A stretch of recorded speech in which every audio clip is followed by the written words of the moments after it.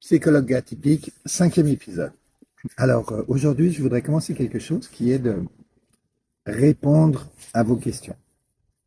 Déjà, comme j'ai dit dans l'épisode 4, je vais préciser, je vais me rappeler au début de chacune des vidéos, je ne suis pas expert.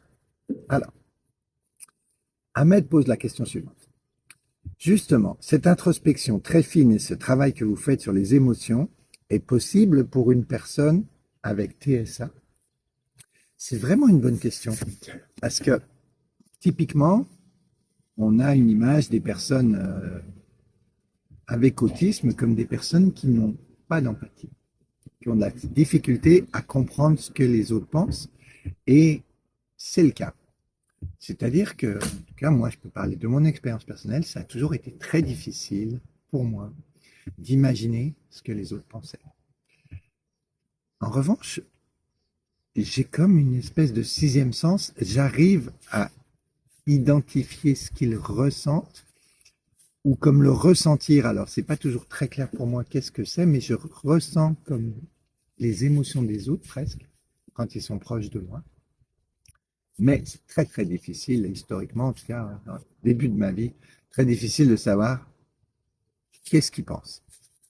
Alors, on parle très souvent de empathie cognitive et empathie émotionnelle.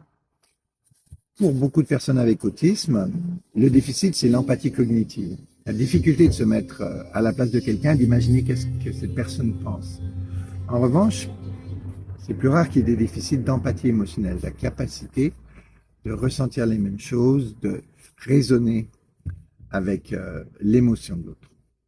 Alors, moi, je fais partie des personnes qui, pour avoir de la difficulté à savoir ce que les autres pensent, à les comprendre, c'est pas intuitif pour moi, si vous voulez, de la manière que l'empathie émotionnelle est plus intuitive pour moi, eh bien, ça va prendre d'apprendre des recettes. Ça va prendre d'apprendre des recettes, mais ces recettes, finalement, elles sont fondées sur une passion.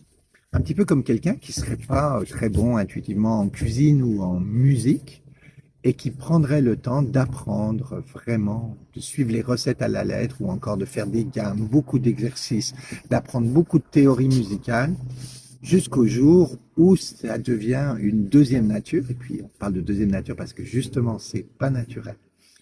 Et donc, je pense que ça commence, en tout cas pour moi, à apporter un élément de réponse à la question d'Ahmed, c'est-à-dire que à partir du moment, et puis moi je l'ai dit dans une vidéo précédente, où j'ai une théorie claire, et cette théorie, parce que ça s'appelle la théorie des carrossinnels, on pourra s'en parler plus tard, sur comment fonctionne l'esprit humain, comment on pense, qu'est-ce qui fait qu'on pense de certaines manières, quelles sont les composants de ces pensées, puis ça c'est commun aux autistes verbaux, on va dire, puis aux personnes qui ne sont pas sur le spectre, eh bien, on se met à identifier des patterns, finalement, qu'on peut reconnaître.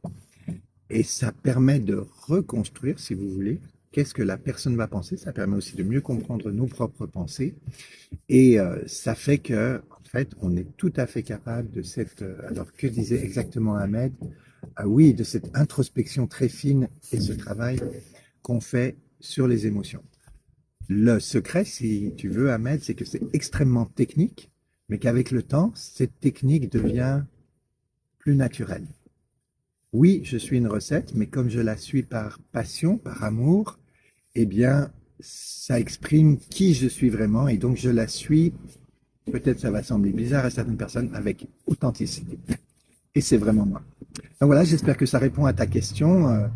N'hésitez pas à poser d'autres questions. Toutes les 2, 3, 4 ou 5 vidéos, je ferai une vidéo où je réponds aux questions.